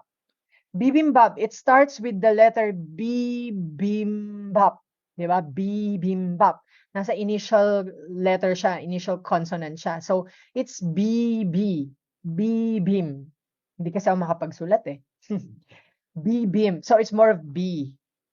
Pero dun sa last word ng bap, diba? Bibimbap. Bibimbap. Meron siyang P sa dulo, yan yung gamit niya. It's more of a P sound pag nasa batchim siya. Bibimbap. Bibimbap. Some call it bibimbap kasi nga naman, ang pap kasi na word in Korean is a separate word. When you say pap kasi is a rice in Korean. So they call it pap. Okay? Pero the word bibimbap is another word. It's a dish in Korean. Yung bibimbap, yun yung a variety of vegetables on top with an egg in the middle and rice below. Yun yung the food. It's a dish, bibimbap. So, kaya yon. So, next letter is the shiot letter. The letter shiot or the letter S in Korean yan. It depends on the font style, pero may ibang writing system kasi itong shiot.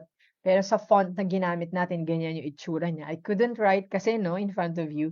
But remember this letter on your screen. It's letter S kapag initial sound siya. It's more of S. And it's more of T kapag nakita niyo siya as batchim or nasa ilalim. T pala ang sound niya. So, dalawa pala in Korean, no? Pag nasa umpisahan siya, it's more of S sound.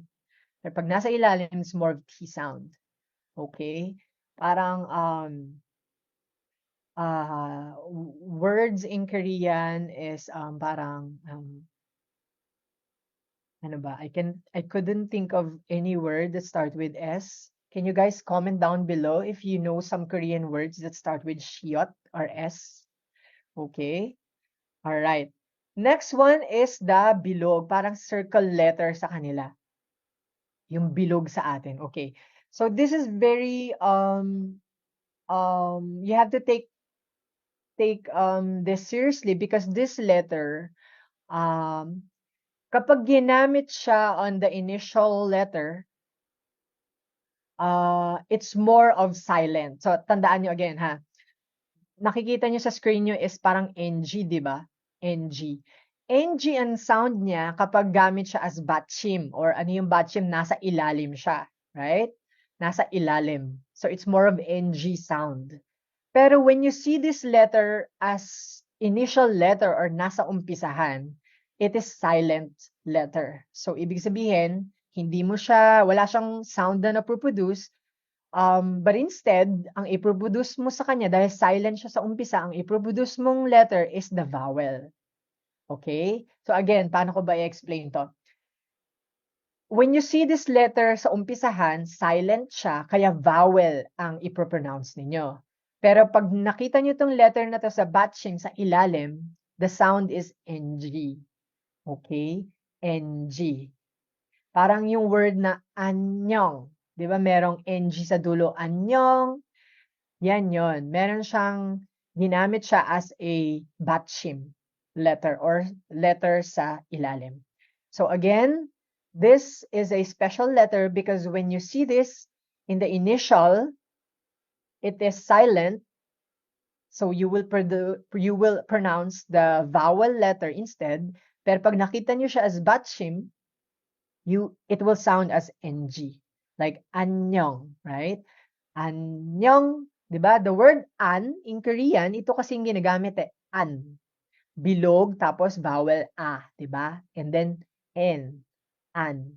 Pero dahil nasa umpisang letter siya, wala siyang sound na napoproduce. Instead, yung vowel a ang pinopronounce natin. Kaya, an. Pero pag nakita nyo sa ilalim, like yung nyong, anyong, nasa ilalim siya, yan ang sound niya, NG. Okay? Very good, Sophia. All right. Annyeong. So it's a special letter in Korean. The next letter is the J or the T sound. The J or the T. So meaning to say, it's more of a J sound when you use it in the initial position, and it's more of T sound when you use it as batchim or nasa ilalim siya na position. It's letter T. Okay? So, if you guys notice, sir, ba't ang daming letter T naman sa dulo or sa batching? Pag ginamit mo pala yung mga letter D, letter S, letter J, ano pa, yung letter CH, and then yung letter H, lahat sila, sir, T ang sound sa ilalim? Tama ba? Okay? Is that correct? Kasi ang daming letter T, di ba? Pag ginagamit sila as batching. Do you notice that? Okay, what is the answer? Yes, technically speaking, they all sound the same as batchim. They will sound as letter T, pare-pareha sila kapag ginamit sila as batchim. Okay? Alright, that's the answer. Yes, they will all sound the same when you use it as batchim or sa ilalim na part. They will sound as T.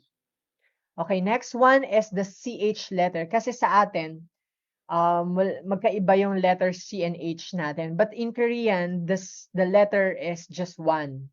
They use CH letter or ano ba, CH, isang letter lang yan sa kanila. Okay? So, ang CH pala sa kanila, para siyang, if you notice guys, kamukha niya yung letter J, magkamukha sila, the only difference is, meron siyang kuwit ng maliit sa taas. So that became letter CH. So wag kayong mako-confuse sa letter J and sa letter CH. Sa Jiyut and sa Chiyut. Magkaiba yan. Jiyut, the J, and the Chiyut, the CH. Tama yung ating commenter, no? Sabi niya, chukahe. Yan yun. When you say chukahe, chukaheo, saying chukaheo, it's like saying congratulations in Korean. When you say congratulations, you say chukahe. Chukahe. The word chukahe starts from the letter CH, right? Chuka. So, yan yung gamit na letter. CH. Chukahe. Can you guys follow after me? Repeat after me. Chukahe. Chukahe. When you say chukahe in Korean, it is congratulations. Sa kanila, ang birthday kasi is called sengil. So, kapag pinagsama mo yung birthday and congratulations, it's happy birthday. Kaya they say it, 생일 축하해, 생일 축하해요, 생일 축하합니다. Okay, 생일 축하드립니다. Yan, they call it 축하해요. So, when you want to say, yeah, channel. It's a Konglish word like channel. Tama, Miss Sophia. CH. So, every CH sound in Korean, yan yung letter na ginagamit. Kaya tatandaan niyo po, memorizein yung mabuti yung Korean letter. And memorizein niyo din yung sound. That's how you can write and speak in Korean. Okay, you memorize the letter and you memorize the sound. Kaya pag sinabing letter M, ano yung itsura na yon? Ano yung letter S in Korean? What's letter CH? Chukahe. Yan. Okay? Now, let's proceed with the letter KH. Ayan. Ano to? Ba't dalawa na naman yung K and H natin? Sonsing Nim. Meron na tayong K kanina. So, tama, magkamukha sila dun sa ating first consonant letter, right? If you notice, magkamukha yung ating first letter, first consonant, at saka itong KH natin. The only difference is merong line na nadagdag. Yung line na nadagdag na yan, that makes it aspirated sound. Sa Korean, when you say aspirated sound, ito yung parang may pagka-OA banggitin, may strong. Okay, strong yung pagka-pronounce. Like, how do you pronounce aspirated sound KH? Ito yung OA banggitin like cool in Korean, di ba? It is a strong sound, cool. Aspirated, cool. So in Korean, yan yung KH na ginagamit. That letter, hindi yung naunang letter natin na K and G, which is the normal and basic letter K and G. Itong aspirated, parang strong siya when you pronounce it. So, katulad ng mga English word na sinasalin natin in Korean, yan yung ginagamit. Okay? Create. Yan, the word create, di ba? It is an aspirated sound, create. So, this letter is what they used. Okay? KakaoTalk. Very good, Sophia. 잘했어요. KakaoTalk. 맞습니다. 맞아요. KakaoTalk is social messaging app in Korea. Para siyang Viber. So, it's called KakaoTalk. It's widely used in South Korea. Yan ang kanilang national social messaging app. KakaoTalk. So, KakaoTalk. Yan. It's called, di ba, when you it sounds siya. When you say it, parang strong. Kakao. Okay, KakaoTalk. Yan yung letter na ginagamit. It is an aspirated sound. Okay? Hindi siya yung basic na K or basic na G. Aspirated siya. Medyo may pagka-strong yung pronunciation niya. Okay? And next letter is the T and H. Okay? T and H. Ito talaga yung letter T sa kanila. Again, when you see the Korean character, parang siyang capital E. May ganyan din palang letter sa Korean. Pero hindi siya capital E. That word in Korean is letter T. Yan ang letter T nila, as in T sound. Okay? Kaya nga, yun nga, in the word talk kanina. KakaoTalk. Diba? Talk. How do you spell talk? Starts from the letter T. Yan yung letter na yun. Para siyang capital E in Korean. Okay? Alright. So, medyo confusing. Parang ang dami palang letter T in Korean, no? Favorite nilang letter T, ha? Okay. And then, the next one is the P and H. It's like pi. It's a symbol of pi sa atin. Pero it's the letter P sa kanila. P and H because, again, it is an aspirated sound. Kaya itong mga K, T, P, H natin, may mga H na yan. Open and close parenthesis. If you notice yung open and close parenthesis, ibig sabihin aspirated sound siya. When you pronounce those words, medyo may pagka-strong. So how do you pronounce a strong word like Philippines? Sa Korean kasi, it's not Philippines like F sound. It's called Philippine in Korean. That letter is what they use. Aspirated P. Yes, Paris. How do Koreans say Paris? They call it Pari. Pari. Okay. Philippine. That's how they spell Philippines. No, hindi talaga F na Philippines. They call it Philippine. It's an aspirated P. Parang may pag-combination of P and H. P. Okay? Oh, what else? Pizza or pizza. We call it pizza. When you say pizza, parang it's an aspirated sound of P and H. Medyo strong pag-pronounce. Kaya that's how they spell it. Pizza. Pizza. Okay? Alright. 오, 제리케는 필리핀 사람이에요. Filipino daw siya. Philippine saram. So, the word Philippine or Philippine, piano, what else? Piano, di ba? When you pronounce piano, parang a combination of P and H, a strong sound. So that letter is what they use. Philippine, piano, something like that. And the last basic consonant, let's end this with this letter. It's the hiyat letter. They call it hiyat, or the H sound.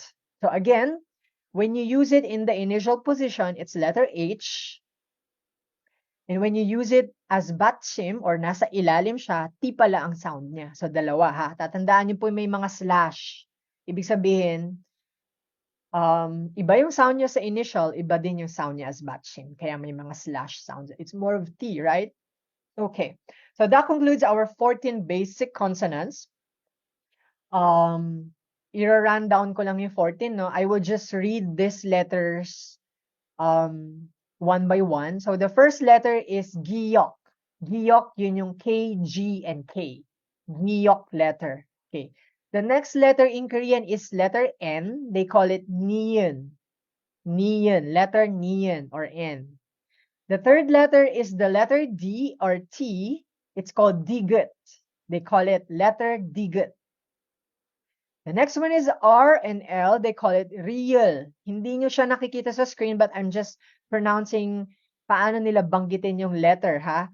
So, sinasabi ko sa inyo ngayon, how do they read each letter? So, the letter R and L, they call it real. Letter real. Next one is letter M. How do they say it? Letter miyum. Miyum. And the next one is letter B or P. This letter is called biyup. Biyup. Okay. Kasi sa English, di ba? Letter B. Letter M. Sa Korean, letter biyup. Letter miyum. Letter digut. That's how they read the letters, okay? The next one is letter S or shiot. In Korean, they call it shiot. Letter shiot or S. Next one is the NG. This is a special letter because it is silent in the initial and it is NG when you use it as batchim. So this letter is called iyung. Iyung. Okay, the letter iyung. Next is letter JT. They call it jiyet. Jiyet. And the CH is called chiyet. Magka-sound sila, di ba? Jiyet, chiyet. Next is the aspirated K or the KH. They call it kiyok. Kiyok. And the next one is aspirated T or TH. Tiyet. Tiyet. Letter Tiyet. And aspirated PH. They call it piyup. Letter piyup. And the last basic consonant is the word hiyung. Letter H. Hiyung. Hiyung. Okay, so that is the 14 basic consonants in Korean. Now, let's proceed to our last topic or last slide for this episode. Okay, this is the last part na po. So bear with us. Don't go away. Okay, last part na to. Let's talk about the last 5 double consonants in Korean. 5 double consonants. So ito na yung last part natin. 5 na lang to. So from the word itself, double consonants, literal na double nga, no? Parang dinoble yung K and G, dinoble yung D, dinoble yung P, dinoble yung S, dinoble yung J, di ba? Or TS. So, always remember, guys, that when you pronounce these 5 double consonants in Korean, or we call it the sangjaum, ibig sabihin double consonants, when you pronounce these 5 double consonants in Korean, you have to pronounce this strong but not aspirated. Okay? So what do I mean by that? Pag sinabi nating aspirated katulad ng letters natin kanina, 'di ba? Aspirated ibig sabihin may pagka-strong yung sound niya na may H. 'Di ba? Parang kakao, Philippine, merong combination of H, 'di ba? Tapos parang yun yung tumatalsik yung laway nyo di ba? Hari, piano, something like that. But when you pronounce this 5 double consonant, you don't need to pronounce it as aspirated. Hindi siya dapat aspirated. Ibig sabihin, hindi dapat sound na H yung lumalabas or OA or overacting yung pag-pronounce. Dapat strong pero hindi aspirated. So how do we pronounce a strong word na hindi aspirated. Katulad nitong sanggyeok natin, no? The double consonant K natin. How do we pronounce it? In Korean, there is the word dream in Korean. How do you say dream in South Korean, in Korean? Any from our viewers and commenters, how do you say dream? What is the word dream in Korean? Okay, Kim, do you know the word dream? How do you say dream in Korean words? Sophia, 한국말로 dream이라고 하는데 어떻게 말을 돼요? 어떻게 말을 해요, 여러분? dream? 오케이, 소피아. 잘했네요. 오케이, 잘했어요. dream in Korean is called kum. kum. It is from this letter, the double consonant K. So how do you pronounce the word kum? You pronounce it as strong but not overacting. Walang dapat H na sound. Okay, dapat strong. Ku. Kum.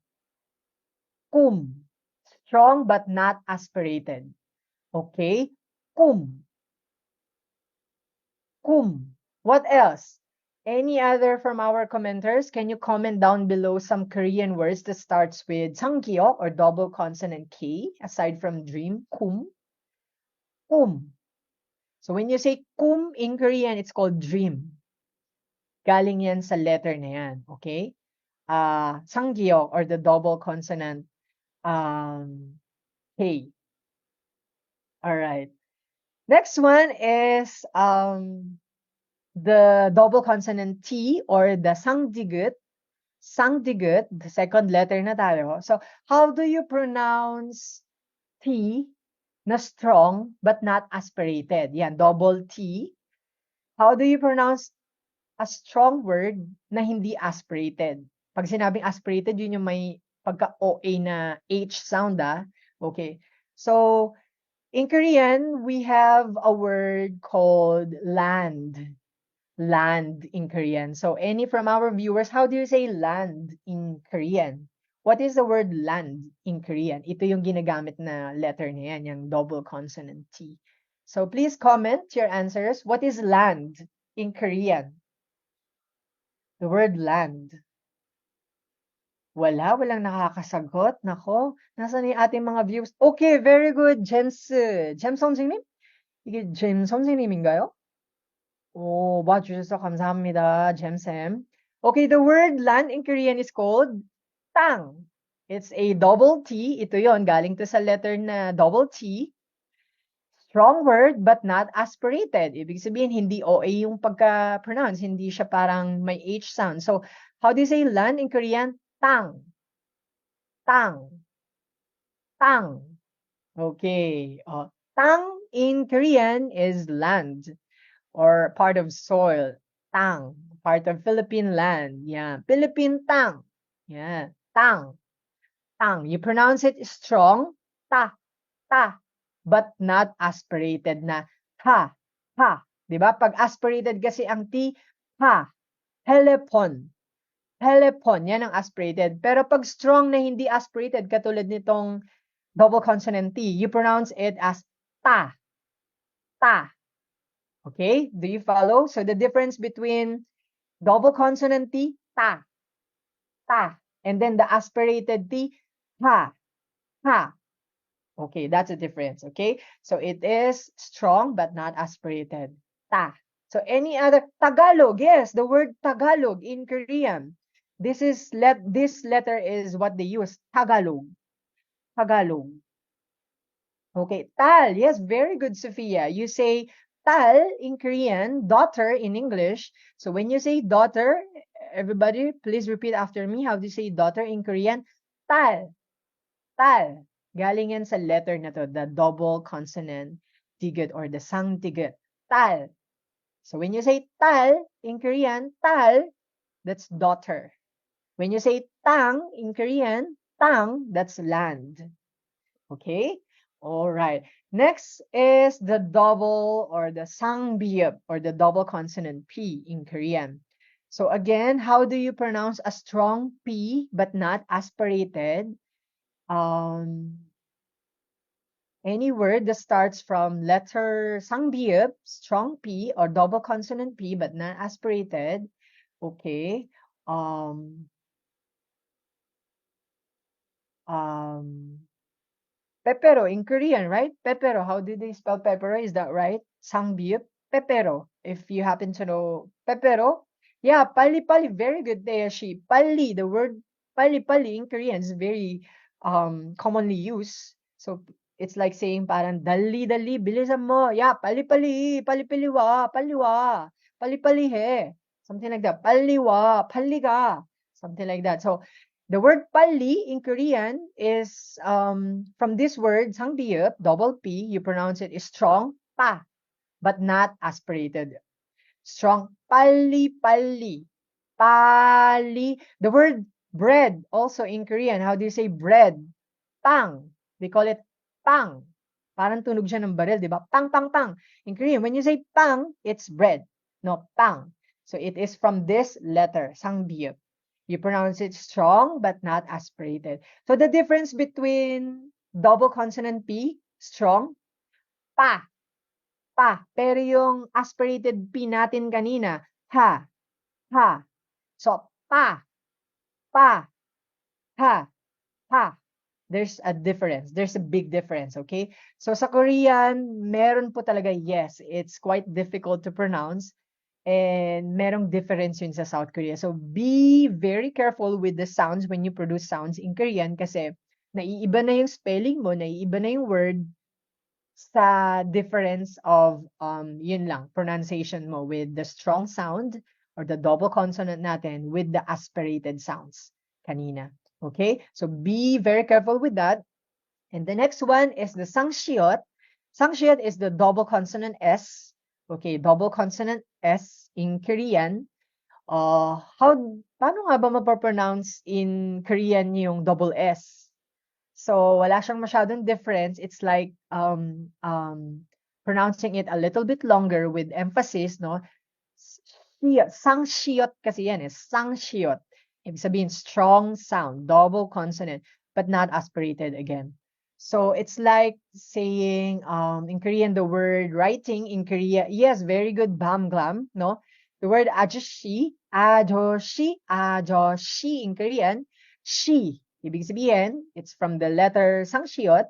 So she double S kasi medyo quite risky or tricky na i-pronounce yung double S sa atin, no? So it's like saying double S without aspiration. The perfect example is sal in Korean, also sal, double S ang gamit din doon. When you say sal in Korean, it's rice. So they call it sal. It's from this letter, double S, and then a or a, and then L, sal. So it's double S, A, L in Korean. When you say sal, that is rice. Okay, rice. So meron din namang word na 세살, 23살, 25살, 30살 in Korean. When you say your age, it's a single S din naman. Okay, so there's a difference. But the only difference when you pronounce a sangshiot is like you are pronouncing it strong. Sal in Korean, rice. What else? And that's it. So again, when you see this letter using batshim, kapag nasa ilalim siya, it is sound as T. So hindi na siya nagiging S sound sa initial position. When you see the, hindi siya nagiging S sound sa batshim. Okay, so again, kung makikita niyo on your screen, you have the double S ang sound niya kapag nakita niyo siya sa initial position. Pero T naman ang sound niya pag nasa ilalim. Okay? So, no questions to be asked. Letter T siya pag nasa ilalim. Pero letter S siya pag nasa umpisahan. So, nagiging strong siya kapag double S yung nakita nyo. Okay? Double S. Pero pag single S lang siya, it's a normal sound S. So, that's it. And the last one is the sangjiet, the double consonant jiet or the TS. I wrote it TS kasi yan yung pinakamalapit na sound na pwede natin gamitin dito sa letter na to. So, paano nyo ba i-pronounce kasi, di ba yung strong na, di ba J yan? Yan yung itsurang J natin letter kanina eh. That's the single J kanina. or jiet. Pero this time, double J siya. Paano nyo ba i-pronounce yung double J in Korean? The word produce is like saying letter TS yan ngayon. TS. So, paano natin gamitin ng TS? It's like saying sa, sa. Okay? So, when you see this double jiet na to, sangjiet, this letter, double TS or double J, the word is sa. So, it's not basic J. Di ba? Ang layo niya sa ja. J. Ja. Ang layo din niya sa CH sound natin kanina na cha. Ang layo. Cha. This sangjiet is pronounced as cha. Strong. Cha. Jajangmyeon. If you happen to know the dish called block noodles, the jajangmyeon, galing yan sa word na jajangmyeon. Okay? It is from this word, jajangmyeon. Kapag ni-romanize yun lang kasi yung isang Korean word, they sometimes spell it as JJ, di ba? Kagaya ng jajangmyeon. Di ba? How do we spell the word jajangmyeon? J, double J siya. Bakit hindi siya TS? Because literally, that's how you see it. The letter double consonant is double J, di ba? Nakikita niya, di ba? Yung Korean letter niya, parang siyang double J. Kaya naman, ang mga Koreans, pag in-spell nila siya sa romanization, double J nga. But the sound it produced, it's TS. Jajangmyeon. Okay? Hindi mo naman mapropronounce ang double J, like jajangmyeon. Hindi naman ganun, right? So, it's jajangmyeon. TS. Okay. So, again, it's sanggiok. The first letter natin, the double consonant natin is the double K. What is this letter? Sanggiok. Sanggiok. Ibig sabihin, double consonant giok. The next letter is the double T. How do they say it? They call it sangdigut. Sangdigut, or the double consonant digut. The next one is the double consonant P, or they call it sangbiyup. Sangbiyup. This letter is called sangbiyup. Second to the last letter is sangshiot. Sangshiot, or the double consonant S. Sangshiot. And the last and final letter in Hangul is the sangjiet. Sangjiet, or the double consonant J, or the TS sound. Cha in Korean. Cha. It's very different from ja, J, ja. It's different from CH, cha. It is TS, or cha. Cha. Okay, so how many letters, how many consonant and vowels does Hangul have, everyone? If you guys are watching from the very beginning, what's the total number of letters in Korean? How many consonants, how many vowels? So again, we have 10 basic vowel plus 11, tama ba? 11 combined vowels. So how many total vowels? 21 total vowels. Plus we have 14 basic consonants. 14 basic consonants plus 5 double consonants. How many total consonants? We have 19. So 19 plus 21, how many letters does Hangul have? 그렇지. Okay, 맞아요, 여러분. 자, 40개. They have 40 letters all in all in Korean. Okay, 40 letters, 21 vowels, and 19 consonants. So if you memorize the Korean letter, you memorize the sound, you combine the consonant plus the vowel, that's how you will able to write and speak Korean. Okay, 자, 여러분 여기까지 마치겠습니다. 감사합니다, 여러분. So if you have any question, 혹시 여러분이 질문이 있으시면 댓글에 주세요. 아니면은 다음 주에 next week Thursday, please watch us again. So we will be I don't know if we're doing live again next week, but please like and comment and share the EPS topic online and the PinoySoul.com. Because this is our first episode. We still have more episodes to go until episode 5 yata or episode 6 tayo. So, yeah, if you have any questions, please comment down below. And next week, Lemon and Thea will be answering your questions. And see you guys again next week. 다음 주 만나요, 여러분. 감사합니다.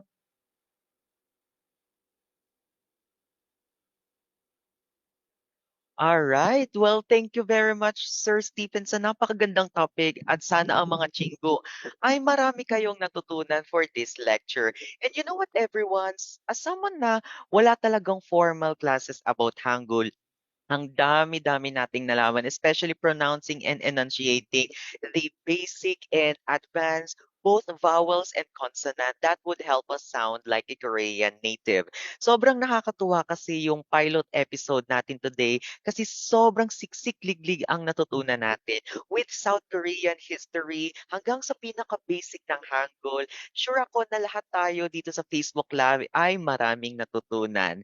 And syempre para sa ating mga chingo na nakatutok ngayong gabi, comment down naman kayo kung anong natutunan nyo sa ating first episode. Excited na kaming malaman kung ano mga natutunan ng ating mga chingus. Para sa mga katanungan, maaari rin kayong mag-comment at sisikapin naming sagutin yan sa susunod na episode. Again, pasalamatan natin si Tutor Stephen para sa isang productive and effective na lecture tonight. Kung kaya't huwag kalimutang tumutok sa aming susunod na episode next week, same day Thursday and same time 7 p.m. hatid ng Pinoy Soul. Dahil dito sa Hangul TV, we are your TV and your one and only South Korean language tutor. Annyeong and happy holidays, Chingus!